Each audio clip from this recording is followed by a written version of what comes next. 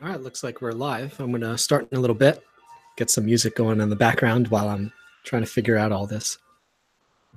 Can you guys hear me okay? Is the music too loud? How's my voice?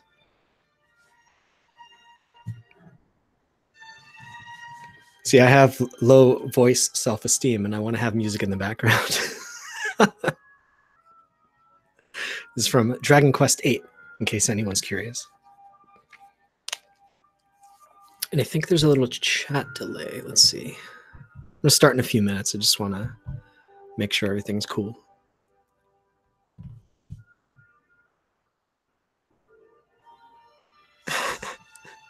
I used to sing, Cam. My voice is all gross, though, unfortunately. There's, I just ate lunch, so I've got like all the phlegm in my throat. I might have to sip some salsa or something.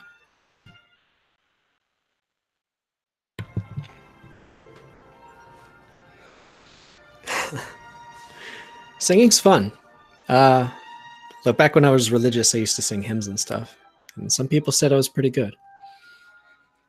Mollifying, like relaxing, like ASMR. Let's see. Sandslasher is interesting here. So he wants a good recommendation for Final Fantasy based on the consoles that he's got there. So let's see if I can hook him up by the end of this video. I'm basically like, I'll be giving them numerical grades, I think. But I also, like, they might have a low score, some of them, but I'll still give them a high recommendation, if that makes sense. Get a lot of fans by glugging your... You know, I used to listen to him way back in the day when he used to glug. Let's see if I can glug better than him.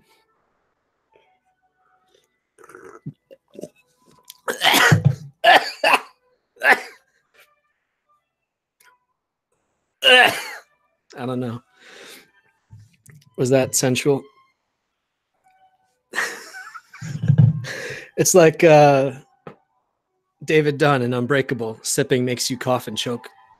I got so much phlegm in my throat from the honey mustard. All right, I'm not going to gross people out. I'm sorry. I spent $100 on this stupid mic, and everybody, like, all you're going to hear is me choking. I do have coffee, though. All right. We'll do like a soft start. Sandslasher's the only one taking this seriously. I'm not. All right. Which game of the series did I play first? I played Final Fantasy IV first for Super Nintendo, which was known as Final Fantasy II here in the States. I didn't understand it. It's actually kind of an interesting story because I played that in Mario RPG and I didn't know what RPGs were. I'll turn off the music for a little bit. I didn't understand how RPGs worked. So when characters were gaining levels and stuff, and these were rentals at first, I would rent the games and I would see that, you know, Mario or somebody in the game is level something. And I didn't know what that meant. And especially like with RPGs, they would have save files on the cartridges. And I would just start playing the game. I wouldn't understand how to play it. And it would be like towards the end of the game or something. You're playing Final Fantasy IV. It's like, what is actually going on? I know I'm moving these characters around and I'm getting into random battles. This is weird. I don't understand what's happening. So it's very confusing. And then I played Final Fantasy VI, which was Final Fantasy III here in the States. But the big one that really got me going with the series was Final Fantasy VII for PlayStation, which I think came out in 96 or 97. Thanks for the congratulations, Greg. Yeah, it's weird with Twitter too. I'll have to talk about it another time. But specifically, I figured I would talk about something I'm actually interested in, like gaming and Final Fantasy, as this first live stream test. Let's see. I guess we should, well, maybe I'll give a couple people a few more minutes. I'm going to post on Twitter here real quick. I'm going to go away from my mic for a second. Put some music back on, though. All right. I will be right back. I'm just going to post this on Twitter.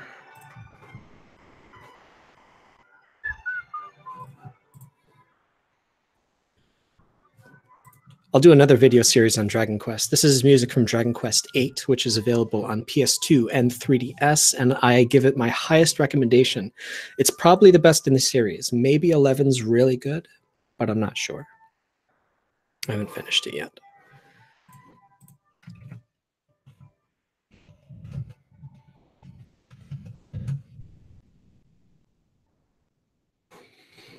Okay, so I posted on Twitter. Hopefully I don't embarrass myself. And hopefully, we have some fun talking about these games and, do some good recommendations. And maybe it's like a good book. I love RPGs because they're like books. You can enjoy them for a really long time and develop a strong personal relationship. Like I remember where I was when I bought all of them. I'm going to have to mute every once in a while and clear my throat. This is embarrassing. I just had lunch. Let's see. Greg Wolf, I was following you before you blew up, watching the Reddit brigades. Wasn't that weird? That was very strange. And it was kind of frightening because I didn't have a lot of viewers or readers, let's say. And it was like, I had a few people defending me on Reddit, but most people I think on Reddit are just passersby. They read stuff and they move on. But then the people who stick around and downvote and criticize, they can get pretty nasty. So that was really scary because I didn't have a lot of connections in the industry, like Comicsgate and stuff. I didn't know if that was the end of my career or not. But it's really cool that you've been reading my stuff for that long. I hope you enjoy this stuff too. Let's see. Finland. Wow, that's crazy. I actually know someone who came to one of my local churches from Finland. They were really nice. I think it was like a exchange student kind of thing. They were really cool. Classic brigades in the Reddit sense. Yeah, Reddit is kind of leftish, maybe. I don't know if hippie. I would say hippie. There are a lot of nice people on Reddit, but they're mostly casuals. They never post or reply. So the people that gave me the big upvotes, I think, are just casual readers. And the nasty people are the ones who stick around and try to police the content. I find there's a lot of policing going on in our comics, so I don't post there a lot unless I'm really confident that it's a good joke. But we know all about that. Let's see. My stream says it's loading. I want to make sure I didn't drop out. I hope you guys can still hear me. It says an error occurred. Let me see. Can you guys still hear me all right? If you guys can hear me all right, I'll just get started then. Get some more music going.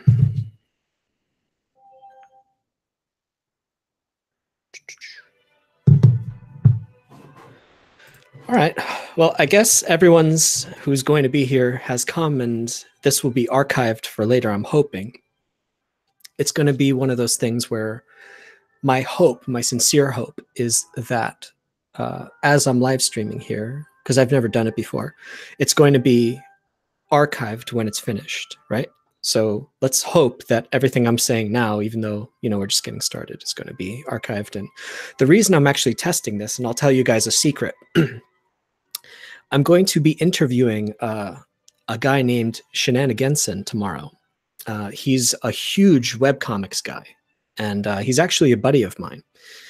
And we agreed to talk here on the live stream or on Hangouts or whatever. And so basically I wanted to do a test before actually talking to him because I don't want something to go wrong. And but yeah, if you guys are familiar with him, he's really cool. He's super famous and everything. And I'm sure you guys have seen his work. If you've never seen it, you got to look him up. He's really funny. And he and I have a sort of similar thing, him way more so, like what happened to us. Yeah, that's Shen. Shen, who does a series called Blue Chair and a bunch of other series as well. He's going to be talking to me tomorrow on this very channel. Yeah, you guys are my guinea pigs, but hopefully also, it's going to be a good interview because he and I actually know each other. So I'm hoping, I wrote down a bunch of lists of fun things to talk about, and, maybe we'll just doodle or who knows? We'll talk about all kinds of fun things, and hopefully, if he's willing to talk about it, I'm curious to ask him about like his experiences when the internet turned on him. You know, it happened to me to a much lesser degree, but him definitely. You know, if any of you have read those comics, yeah, it is the bike meme guy. But if you guys happen to be here tomorrow, I really hope nobody teases him about that, because he's actually a nice guy, and I don't want anyone to like scare him off. Like, I actually want to introduce him to the Comicsgate people, you know?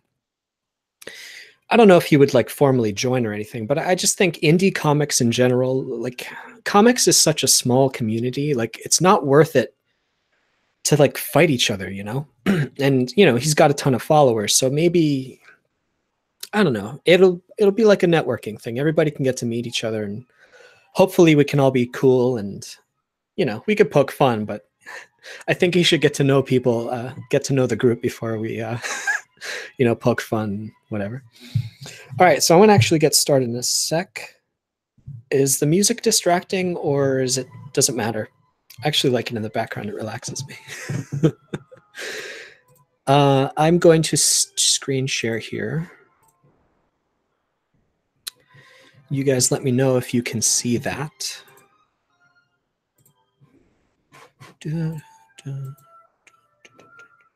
All right. So I will get started. And if you guys want to talk about anything at all, you guys just write your questions. I'm just going to go through the series in the order of my least favorites. Sorry, Final Fantasy 15. We're going to start with my least favorites and go to my favorites. What's going to be the best one? I don't know. It's a mystery. So we're going to have some fun, I hope. No, I'm not going to play any footage. These are just blank cards, basically, that I made in Photoshop. Music-wise, I think it's nice and low, so it's not going to be a problem. All right. So a couple of quick things. The way that I grade my stuff is, let's see, looking at my notes here. All right, first, I'm just going to skim the series as a whole. I'm not going to go into like a lot of depth right now per entry. And my grading style, let's say, is 5 means average. So that's kind of like a not good, not bad. It's just meh, right? So if we look at Final Fantasy 15 here, the plot, in my opinion, is kind of meh. The characters are kind of meh, right? Persona. I don't know if I'm qualified to do Persona. I've only played 3 and 4, but I would love to talk about those. All right, so I'll just get started, but please do keep in mind, as I'm grading, that 5 means average. 10 is like unbelievable. I reserve my 10s. I'm very protective of my 10s. And anything lower than 5 is kind of like, I don't want to do this. So, Final Fantasy 15 has been released on PC recently, PS4 and Xbox One, I think. It has a really troubled history. If anyone's familiar with it, it was originally made as a spin-off of Final Fantasy 13, part of the Nova Chrysalia project, something like that. It was going to be directed by Tetsuya Nomura, who does Kingdom Hearts. But he has a habit, I think, of biting off more than he can chew with these series. And I think he's very ambitious. He's maybe a genius, I'm not sure, but he's kind of a mad genius. So he was originally working on Final Fantasy 13 when it was called Final Fantasy Versus 13.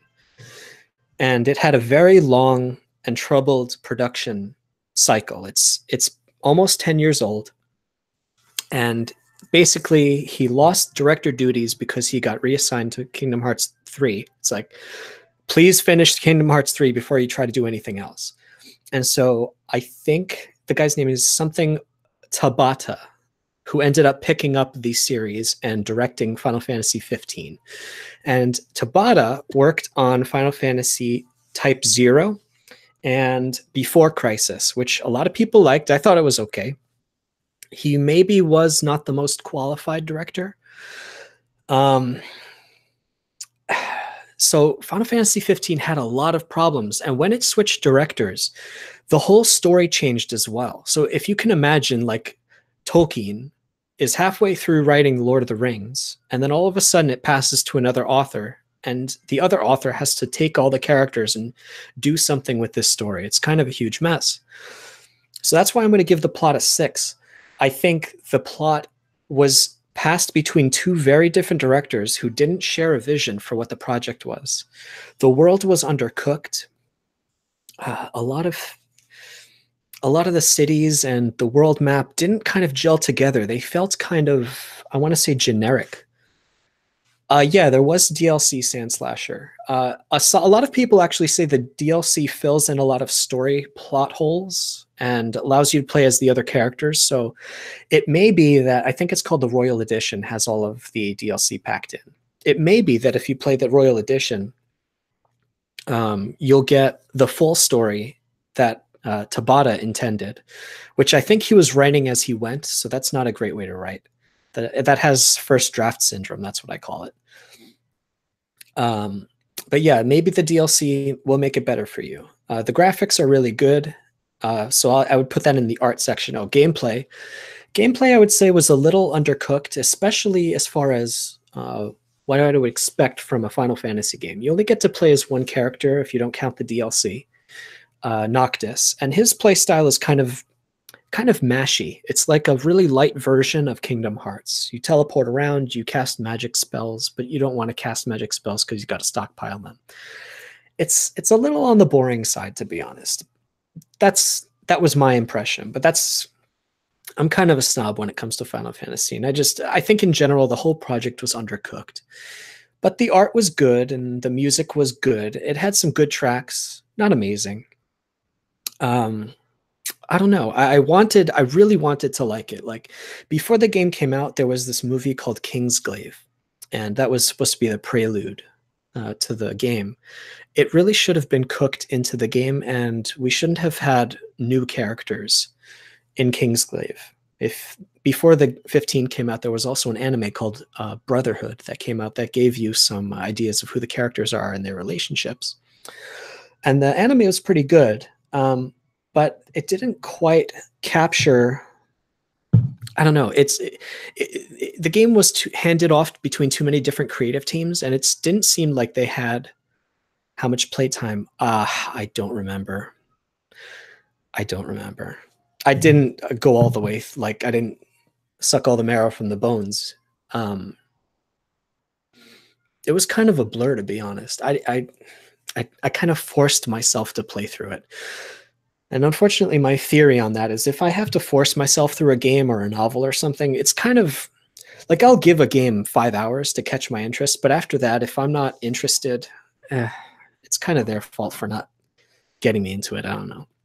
So anyway, I got to keep going because there's a lot of these. So I'm going to actually give Final Fantasy 15 a score of 4. I hope that's not sacrilege for anybody. So I actually do not recommend this game. It's kind of a weird, I don't know if it should have had the Final Fantasy title in it, because that has a lot of weight to it.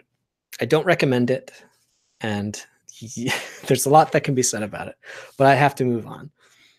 So next, the game that is the sequel to a game that was very controversial is Final Fantasy 13-2, which is available, I think, for PS3, PC, and Xbox 360. It's pretty similar, I want to say, to 15 in that it's kind of this weird cash grabby, not finished kind of refinement. I don't know. It tried to do so much, and the plot is kind of this weird time distortion, got to put the whole universe back together before it explodes, mishmash kind of story. The world is just these islands that you visit, and a lot of them are kind of unused. I've read recycled backgrounds from Final Fantasy 13, which is not great. The characters are weird. I don't like that main character there is Sarah, and I think what's the main character, Noel? Sarah over there is the sister of the main character from Final Fantasy 13, Lightning. And I don't know if she was meant to be this kind of told me, no, this is the girl team one is Final Fantasy 10-2, which is we're going to talk about that too. This one kind of refined the combat system from 13. It was a little weird. The gameplay is pretty good. You can capture monsters and train them.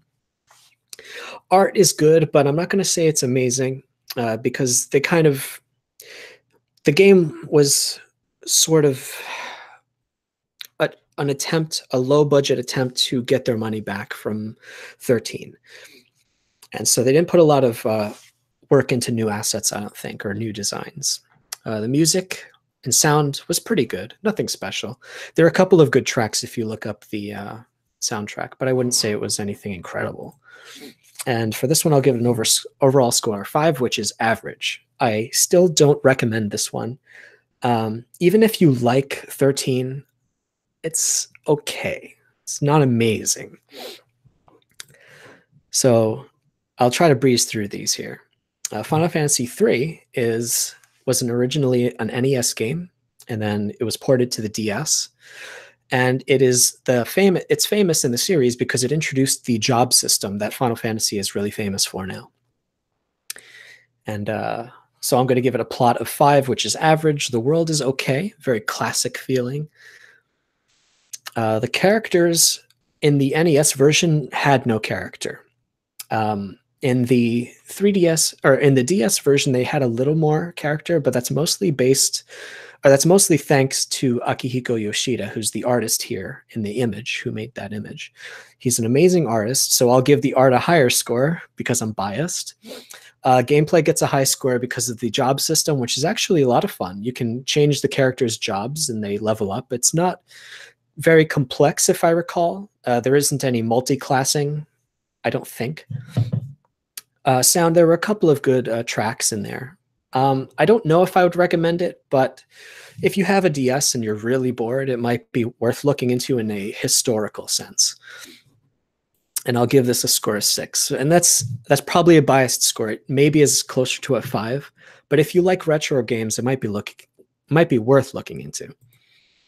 So now we talked about the girl team one, Final Fantasy 10-2. We got some interesting scores here to talk about. So the plot, I'm going to give the plot a 3. And I don't think anyone's going to complain about that. I think it was written after the fact. They just needed an excuse to come back to Spira, which is the world of Final Fantasy X. It's just this mashed together, boring, at least to me. I could have just had the combat system with no plot at all. Just give me some levels and dungeons to go through with the gorgeous battle system, and the music was actually quite good. The world I'll give a 7 because it's still Spira. There's a lot of reused assets. No credit to them on that. That's okay. Characters are meh. Nothing special there. Gameplay, of course, is what this game is famous for. If you like good RPG systems, I actually do recommend this game. And I'll talk about that later. But I do recommend this if you have a Vita or a PS3, I think. Maybe it's for PS4 as well. Yeah, if you want something with good mechanics where you can just grind out jobs and levels and gain new abilities, the combat system's pretty good. It's based off of Final Fantasy X, mixed with a very complex, or not complex, but a pretty good, healthy job system like from Final Fantasy Tactics. And you can change your jobs on the fly during battle. And that's really cool. And there's all kinds of great animation and everything. So I'll give the art a decent grade, 7, and the music is pretty good, so that'll be a 7 as well, for an overall score of 6. Now that's a 6 with a recommendation. So if you like RPGs and you're a little bored of the basic turn-based stuff, I say check this out. Don't expect anything out of the story. You could probably skip the whole story and play with a guide, and you won't be missing much. Next. Now we're going from worst to best, in my opinion, so hopefully these are getting better and better. This might be sacrilegious to some people or fans of the series. Final Fantasy IV, I think, has not aged especially well. But for its time, I'm going to give the plot a 7, mostly because I like the plot of the main character, Cecil, who starts off the game as a dark knight and he's manipulated by his king into doing like massacres and stuff, and he's feeling a lot of guilt. So he ends up becoming a paladin and kind of throwing away his old life, and he has to rebel against his king.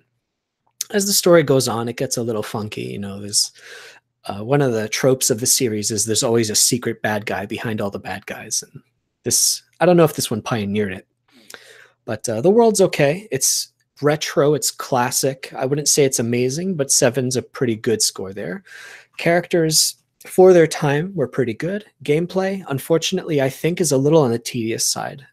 There are different versions of the game. They say the DS version and the Steam version, I think, are the better ones. I think there's a version for Vita as well. Art is pretty good for its time, but of course it was a 16-bit game, an early 16-bit game, originally published for the SNES. So there wasn't actually a lot of art to speak of. Mostly it's, Yoshitaka Amano, whose art is on the right there. It's because of him that, you know, we love these characters, and he really brings his games to life, these games. Music, interestingly, Nobuo Sakaguchi, Nobuo Uematsu did the compositions for a lot of the Final Fantasy games, and this one was one of the few at the beginning. There weren't a lot of good game soundtracks that I knew of before this came out, and his compositions were really good, and they stand up. If you listen to orchestrated versions of the Final Fantasy IV soundtrack, it's really good, actually, so you might want to look those up.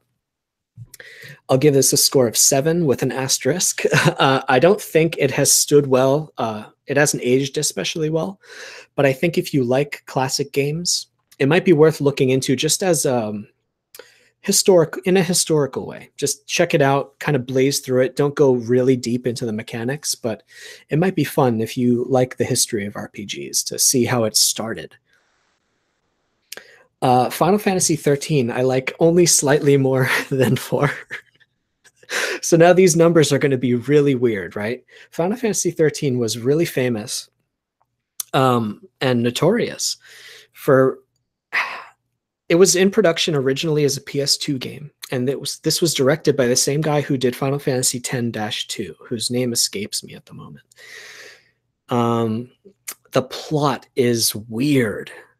The script especially. I think the script is the big problem. The story overall was actually pretty good, but the problem is it was hidden behind so much dialogue and so many weird settings that I didn't understand what was going on half the time. You would have to read the data logs in the menu to understand what was really going on in the story. I didn't like that.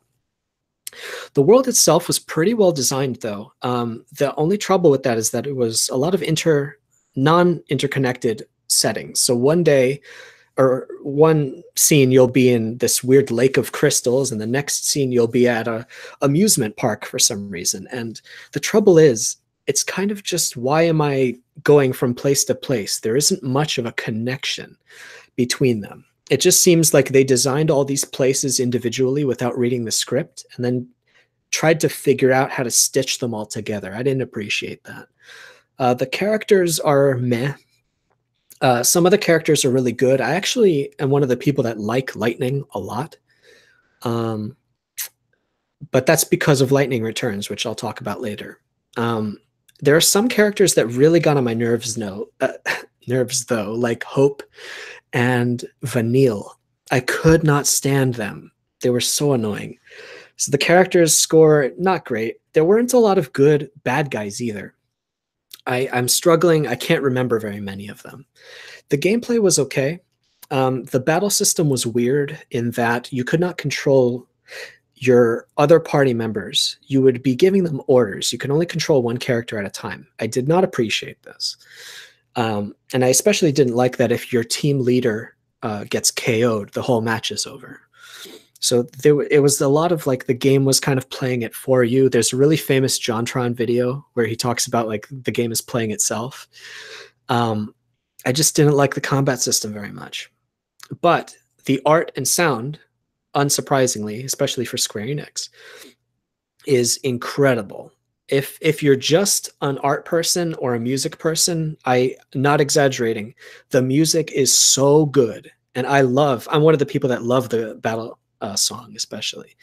So not an especially strong game, but if you have patience, I think this is worth playing um, with caveats. So I'm going to give it a 7. I don't think it's the greatest game of all time, but maybe it's worth it. It's for PC, PS3, and 360, I think. Now, here's this series called Bravely Default, which is not a Final Fantasy game directly, but it's actually more of a Final Fantasy game than even 15, possibly Final Fantasy 13. It's very, very classic, and it's for 3DS, and it's built off of the mechanics of the early Final Fantasy games like Final Fantasy 3. So it's, I don't know how to get into the details without talking too much about it, but the plot is surprisingly good, even though it's just a handheld game.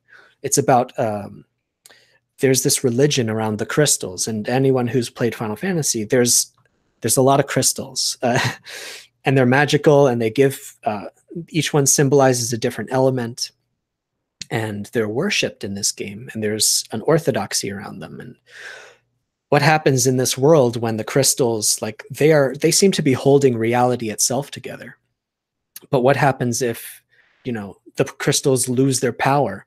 And you have this main character here named Agnes, who's a priestess, and she prays to the crystals and brings them back to life. And the story is actually quite good. Not even just for a handheld, but as a Final Fantasy game. I think they could have named this Final Fantasy, and it would have been quite at home. But if you like these kinds of games and you have a 3DS, I actually highly recommend this one.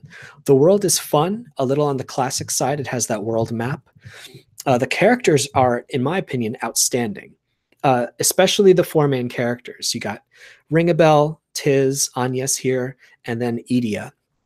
And the way they all talk to each other, they're such good friends, and it's fun to just listen to them talk to each other.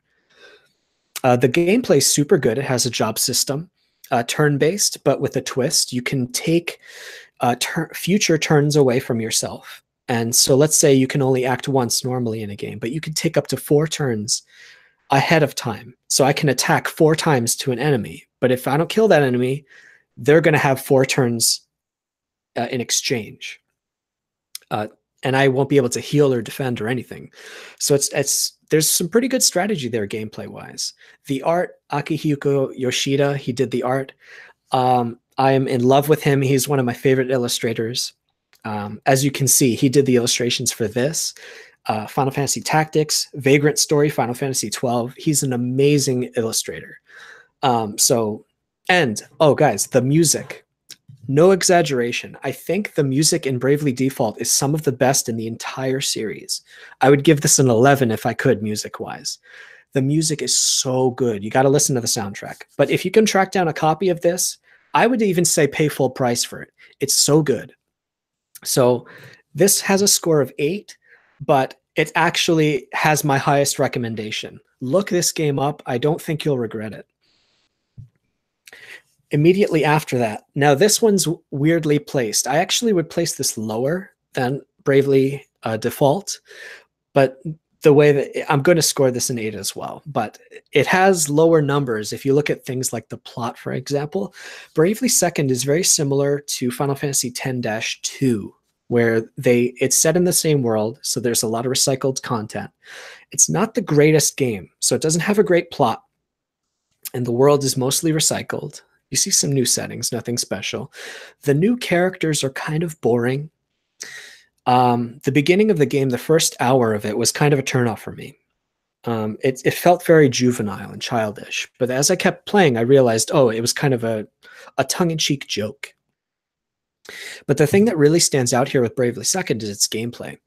It derives the gameplay from Bravely Default, but it includes like a lot of conveniences for the player. If you're a veteran of RPGs, you get to actually do things like tweak, well, Bravely Default lets you do this too, but you can tweak your encounter rate. So random encounters, you can say, I want to encounter double the amount of enemies or 0 times the amount. So you won't encounter any enemies. You can speed up battles. You can chain battles. So you can grind job points. That's actually a lot of fun.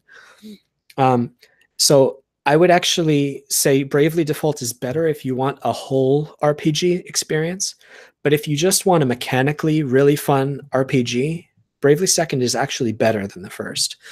I take that with a grain of salt, I guess. But I played through all of Bravely Second, and the story was meh, but the combat was so fun. Art, of course, gets a high grade because of Akihiko Yoshida, and the music is meh. It's okay. A lot of recycled music here as well. So I'll give this a score of an 8. If you can only pick one or the other, go with Bravely Default. They're both for 3DS. All right, now we're getting to the good ones, I think. And I hope this isn't too boring. So Final Fantasy VI is a classic. Everybody knows it's a classic. The plot has not aged especially well, I don't think, and the dialogue hasn't just aged especially well. In this sense, some people have said the Game Boy Advance version has a better script than the Super Nintendo version. And I'm not sure about that, but you can, again, take it with a grain of salt. If you are a fan of classics, I'm sure you've already played this, but if you haven't, I don't know if I would tell you to start here. I would say start with the newer ones and go back just to see where the series' roots were. The main antagonist, named Kefka, is famous. The world is excellent, very cool and different from the previous Final Fantasy games because this introduced the steampunk themes, which Final Fantasy VII really went nuts with. So you get something like a blend of magic and fantasy with steampunk, and it's very artistically interesting. Gameplay-wise, I wouldn't say it's really special. It's just basic turn-based stuff. Kind of annoying. I didn't like the random battles of that era. Not a lot of fun. Art-wise, I would say it's quite good for its time. Hasn't aged especially well, but the illustrations are amazing. And some of the music now, it's famously one of the best soundtracks ever. If you can look up one track, I would recommend Dancing Mad from this game. And look for the opera version. It does this weird rock opera thing, and this clown like the Joker turns himself into a god, and it's so cool. So it'll have a score of 8 from me. I do recommend it, but if you had to choose only a few in the series, I would actually put this toward the back if you want to enjoy the series. I don't know. I recommend it, but play the other ones first. Yeah, the score is a bit high, but you got to give respect to 6. Final Fantasy VIII. This one was controversial. I played through this game a lot because it came out just when I was at that emo age of, let's see. It came out in 99, I think, when the Dreamcast was coming out. So I was 14, my perfect emo years, right? So Squall, the main character, was me, right? He said whatever a lot, and he didn't want to take no guff from nobody. The plot's kind of cool. It's this academy for soldiers. It's kind of like a Hogwarts, if you would imagine, for Final Fantasy. They're training soldiers who can use magic, and they're mercenaries, and they get deployed all over the world, putting out political fires. It's kind of cool. The world itself is pretty interesting. It's kind of modern. It's not a fantasy game necessarily in the same way the classics were. They have cars and airplanes and helicopters and that sort of thing, and guns. Crawling in my skin. Yeah, it's pretty emo. I'm embarrassed to think about how much I loved this game, but I did. What can I say? If you know a 14-year-old in your life, this is the game to recommend. The characters are actually super fun, I think. Squall starts off as this hard dude who eventually softens up. The main cast of characters has good synergy. It's kind of peppy and let's all be friends and the power of friendship and stuff, but it blends together with the world really well. The art is not especially incredible, but it's pretty good. Tetsuya Nomura was the main character designer.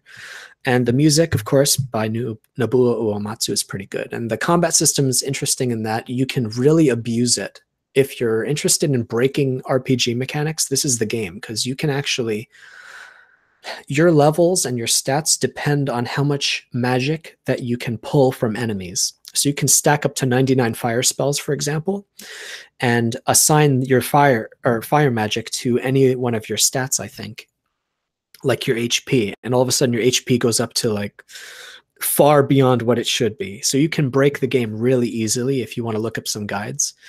But play this for the story, I would say. Mechanically, it's kind of interesting, but the story is pretty good. I'll give this one a score of 8 as well. A pretty high recommendation, but it hasn't aged especially well either. I don't know if that would bother you, but it's worth looking up if you're looking for something pretty classic. Final Fantasy IX comes right after that. Some people would rate this really high on their list, but unfortunately, when it came out for me, it was late high school, and I didn't even know it was coming out. And so I was kind of into the punk rock, emo, hard Final Fantasy 7 and 8. I was expecting that sort of world, but then I got the classic Final Fantasy world. And unfortunately, I was not at the right age to appreciate 9. So I didn't enjoy it as much as other ones in the series. I kind of had to force myself through it because a lot of my friends were playing it at the lunch table. But in hindsight, the plot is really darn good. It's about kingdoms and magic and kidnapping the princess who wanted to be kidnapped, and you're just this rogue character, and the end gets a little silly. When it turns out, oh, this is the bad guy and this is his motives. Usually the motives of the bad guys are just they want to take over the world or something. It's kind of nothing special. But what really shines in this game is the world itself. The designs of each city are so interesting, and the airships and the characters are so vibrant. A lot of work and love was put into this game, and you can tell. I think there are PC versions with high resolution patches for backgrounds. I really recommend this one if you like classic RPGs. The only thing I don't like about it is the gameplay itself. I think the combat system is a little on the tedious side, and it's kind of slow. I don't know if the PC version improved it. It might have, or there might be patches or hacks that make the combat better. But if you don't mind a little bit of tedious combat, I think the story itself, the atmosphere, the characters, the world design, art and sound, the music, excellent, couldn't be better. I highly recommend it if you just like something that's well designed. I still would recommend other ones higher than this, but if you're looking for a classic experience, I do recommend this one. I'll give this one an 8. I'm averse to doing 0.5s, but this would probably have a 0.5 if I did. It's not quite a 9, but it's a very high 8. Now, this is weird. This one's weird. If anyone's followed the series of Final Fantasy at all, 13 has a really bad rap, and for good reason, which I talked about a little bit. But here's Lightning Returns, which is the third game in the 13 series. So it's Final Fantasy 13-3. Now, I'm going to unabashedly say this game sucks. The story is average at best. The world is mostly recycled or adapted content. It's not that interesting. The characters are kind of boring. But there's one thing that makes this, no, there's two things. But the one main thing is that the gameplay, the combat in this game is incredible. I cannot recommend it highly enough. You have to look, maybe it's worth looking up just to see like gameplay. But what it really is it's a one-on-one match, or you are by yourself, but you might fight multiple enemies. But you're fighting these enemies as Lightning, and she can change jobs, and you can customize each job on the fly by clicking R1 or L1. And you can assign up to 4 abilities per job, and each one has a cooldown on it. So you can maybe, you have to break your enemies and stagger them, right? So you have to cast a few magic spells at them to get their stagger meter up, because they have a lot of HP, and you can't just hit them. You have to stagger them. So getting to the point where you can stagger enemies is pretty hard, actually. And you have to defend yourself against their attacks as well. And you can do counter attacks. So combat is actually super thrilling and endlessly customizable. And all you have to do is break your enemies, stagger them, and then there's this really exciting, like, oh, now I can unleash all the damage that I want to. And it's just so fun. And it perfects, in my opinion, what 13 was trying to do. So I can't recommend it for story reasons or even art. The soundtrack is surprisingly good. It has one of my favorite Final Fantasy songs of all time. It's called Fabula Nova, I think Chrysalia or something like that.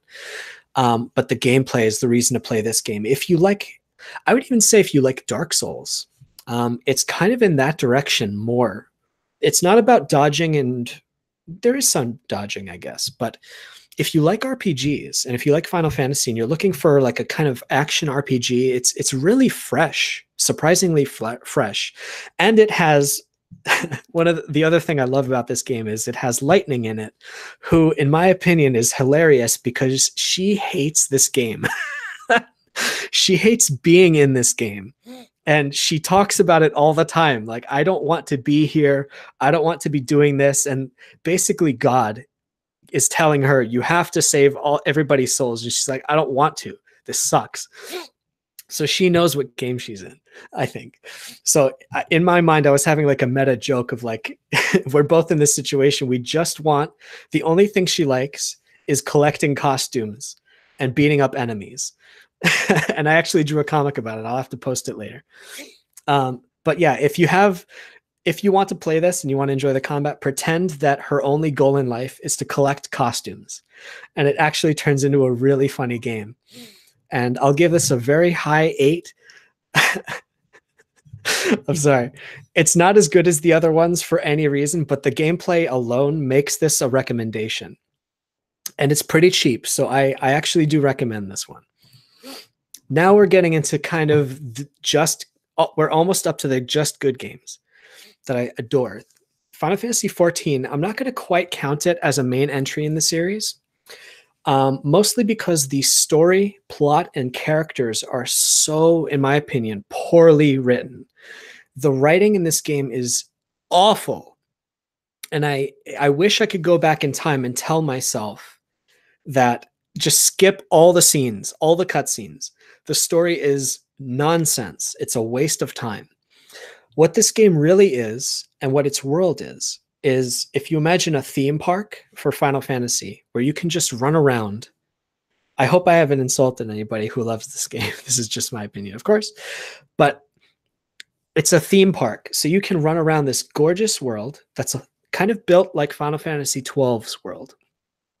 14 takes a lot of inspiration from 12, actually. In that there's these zones that you go between. And you only see little chunks of it feels like a much larger world. The gameplay is quite outstanding, actually. You play as a single character, but you can change your class almost at any time, except in the middle of combat and in the middle of dungeons. And your character's level is actually tied to the job itself. So you can be a level 60 paladin, but then you have to, if you want to be a black mage, you have to train your black mage up from level 1, which is surprisingly fun. But as you start leveling up your other classes, it starts to get tedious because you're still in the same world, but you've already done a lot of the content that you're interested in. So as you try out the different classes, maybe it gets a little boring.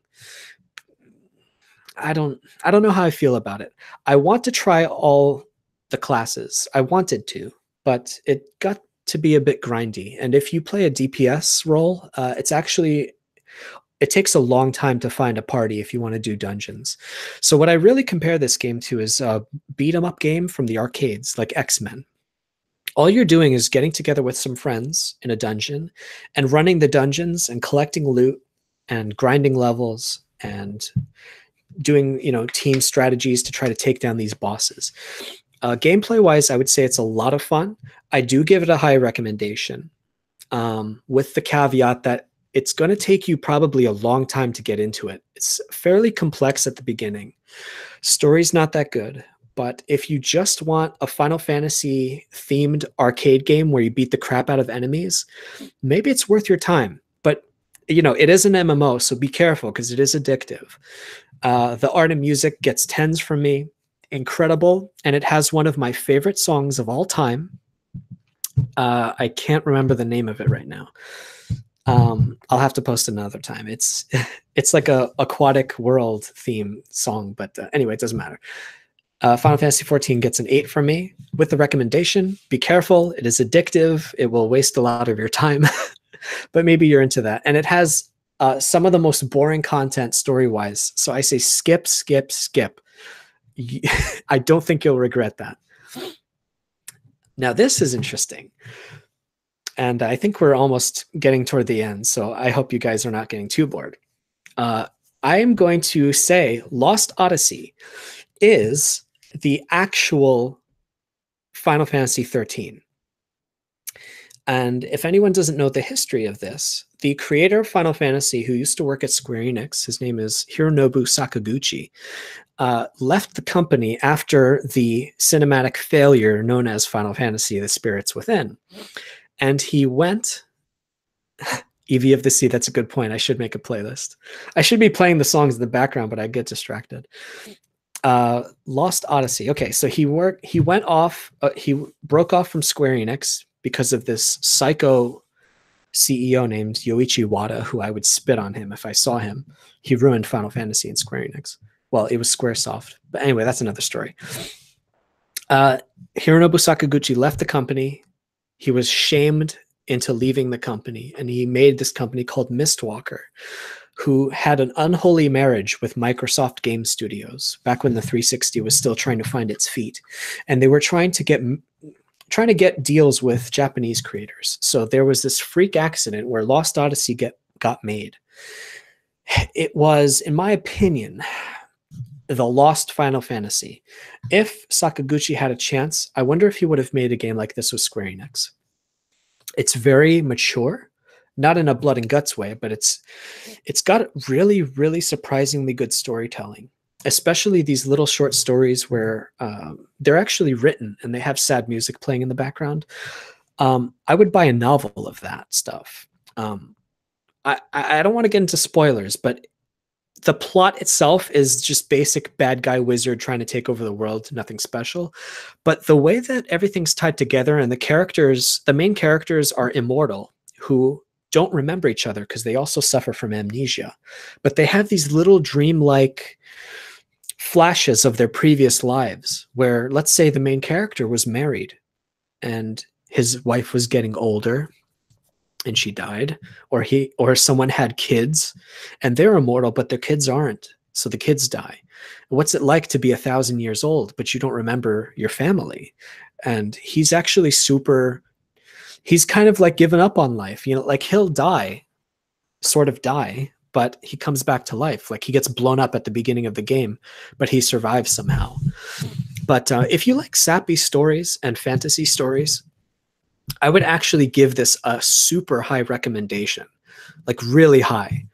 I would even say if you can buy an Xbox 360 just to play this game, but I think it's backwards compatible with Xbox One.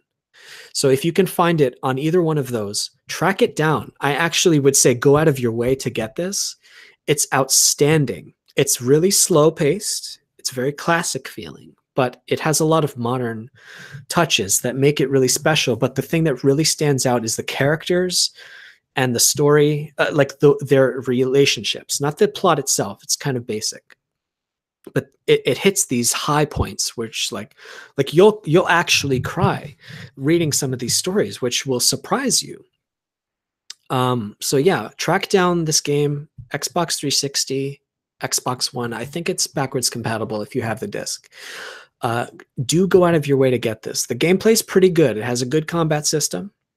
I won't get into it. The art's quite good. It features the artwork of one of my favorite artists of all time, who's a manga artist named Takehiko Inoue, who does Vagabond, Slam Dunk, and a series called Real.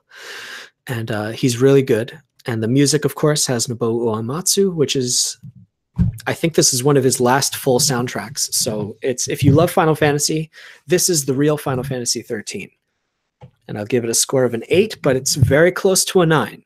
Highest recommendation. Track this one down. Final Fantasy VII goes without saying. I think we're getting into the super classics now. The plot, I'm going to give a 9 with a caveat that it has not aged too well. They're going to be remaking this one. God help him, it's going to be Tetsuya Nomura, aka Tetsuya Slowmura, who's going to be directing this one. So maybe we'll get to see it before we die. The plot needs to be readapted, but the plot's quite good, actually. I'm sure you've heard of this one. It has earned its reputation. It's a little bit slow at times, but overall, the characters are a lot of fun. The world is really well made. It's fantasy mixed with steampunk. It feels classical and modern and futuristic all at the same time. The characters are legendary. You'll love them. The gameplay itself is a little boring, I think. I never liked random encounters, and this game has tons of them.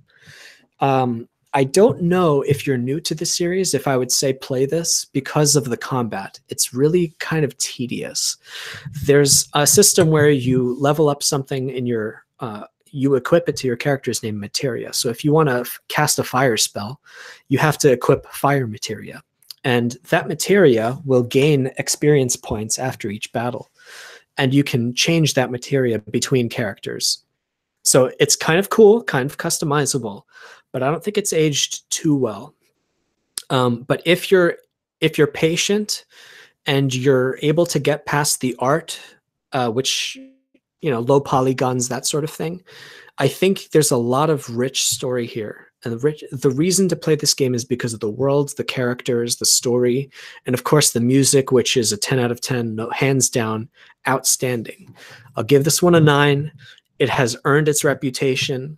The only reason I wouldn't recommend this as a first for somebody is if you don't feel very patient. I would say play the other ones in this series first and be ready to go down a sort of retro.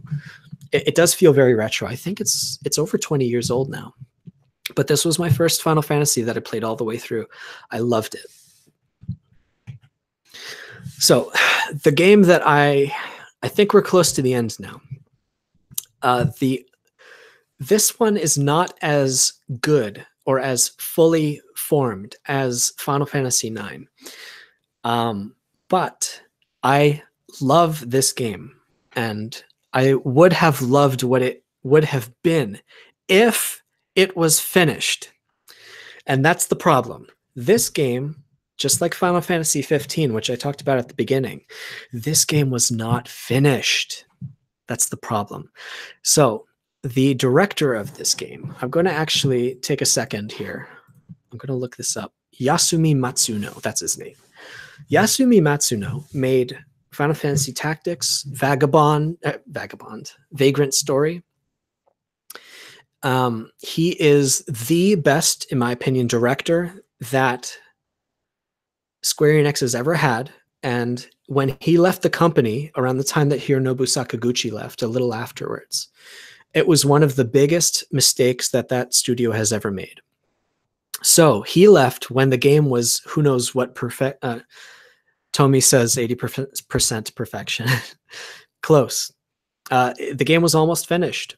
And he left the game, he left the project when it was almost finished, and it was picked up by the director who did the Unlimited Saga series, or the Saga series, whose games, in my opinion, were not good at all. So it's like handing off a masterpiece to some guy who doesn't know anything about what this game is supposed to be.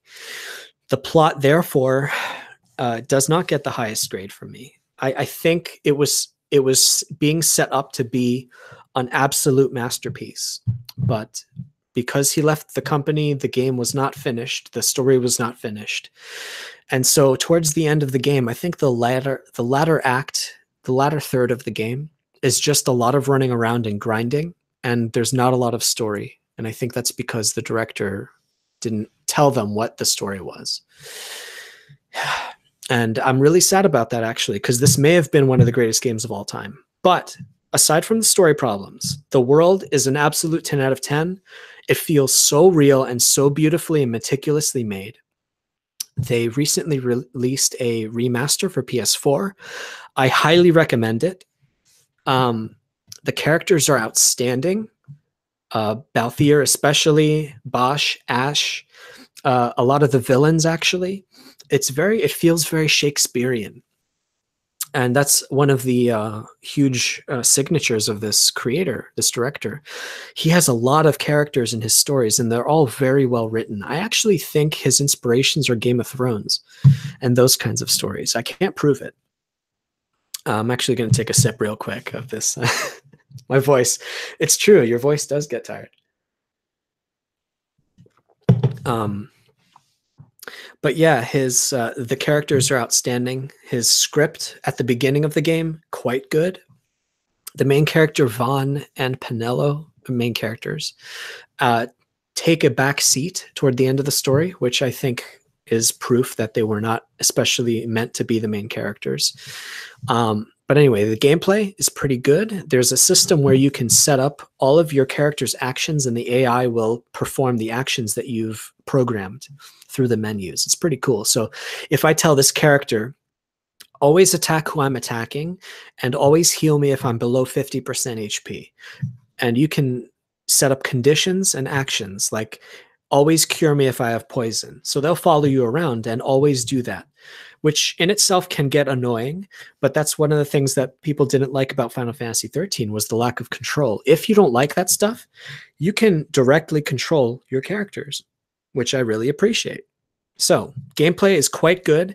I think it hasn't aged very well, but that shouldn't bother you if you're into RPGs in general. It's a fresh way to experience a classic, I don't know, it's a successor to Final Fantasy XI, which is an MMO. So you just basically run up to enemies. There's no random battles. You hit them, beat the crap out of them, and you collect your experience. It flows very nicely. And the art and sound are a 10 out of 10, no question about that. The composer, whose name escapes me, hang on, I want to say his name. I got to get used to this. Final Fantasy of composer. Name.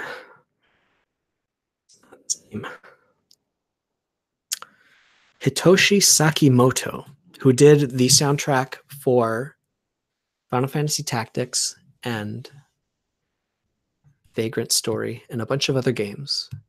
He is amazing, and you have to listen to the soundtrack. It's so good. And him and the artist Akihiko Yoshida and Yasumi Matsuno, the director, they were the dream team. I cannot praise them highly enough. They were amazing, and this game was going to be amazing. I'm sorry, I keep repeating myself. Bottom line is it's going to have a score of a 9, a very, very high recommendation. I don't know if it's the best in the series, but it's worth trying out. If you have a PS4, it's pretty cheap. So play this game. I think you'll like it. I can't guarantee it. It's not as plucky and happy as the other ones. It's more mature.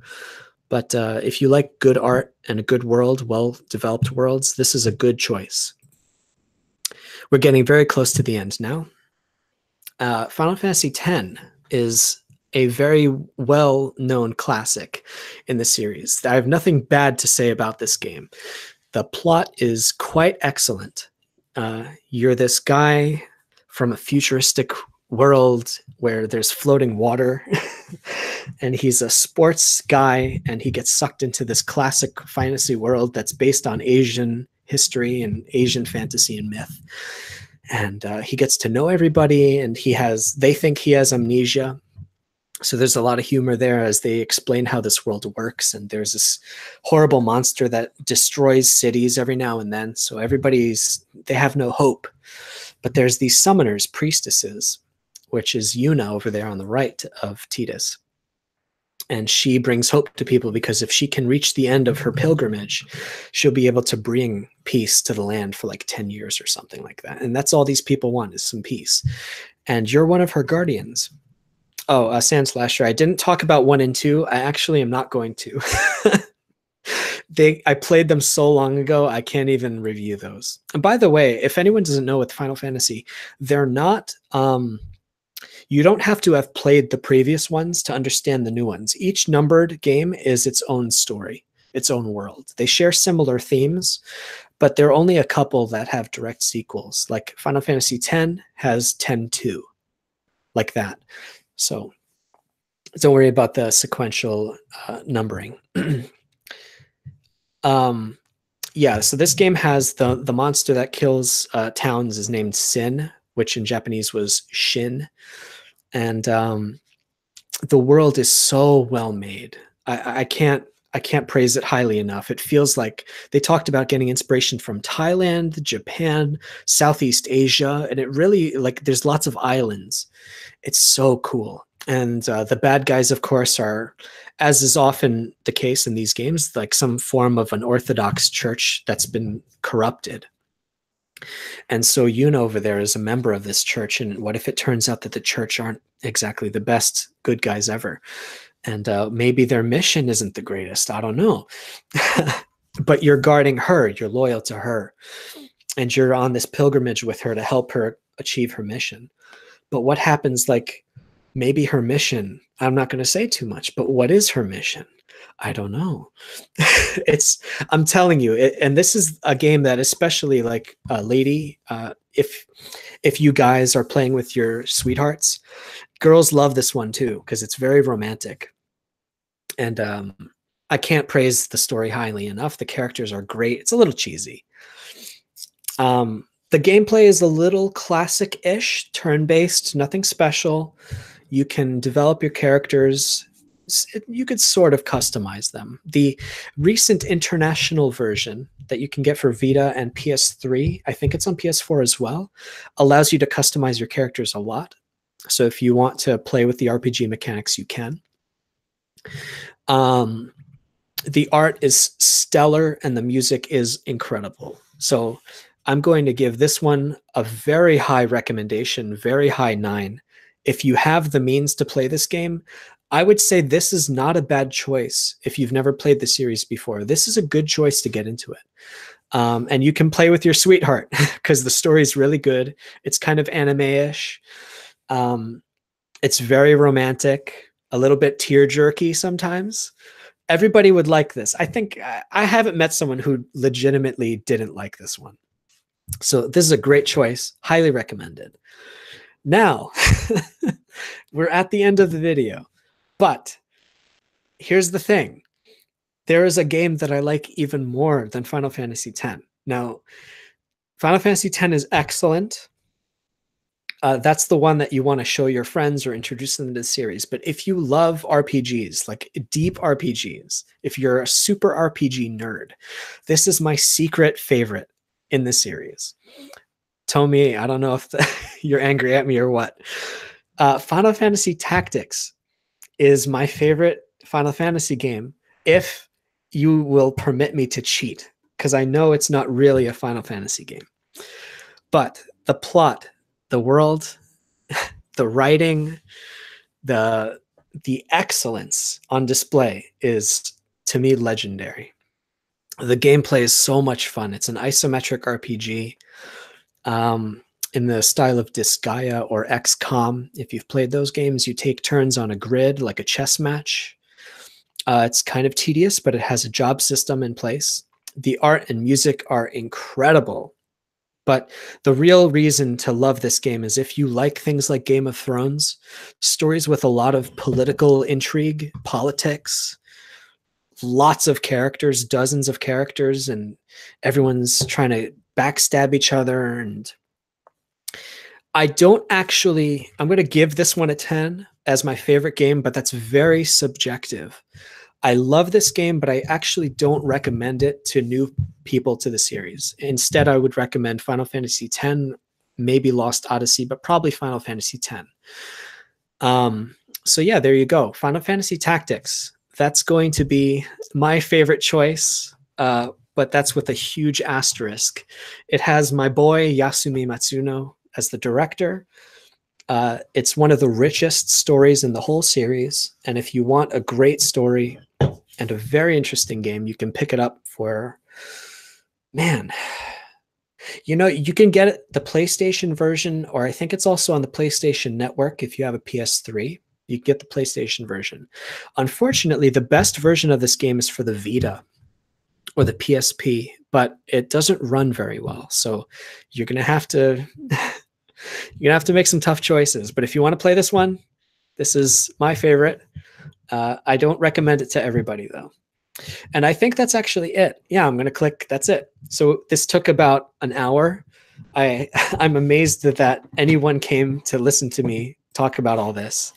I'm super grateful that you guys stuck around for this long. So I guess I could just look at the chat real quick and see if anyone has any questions or anything to cover. And then I think that'll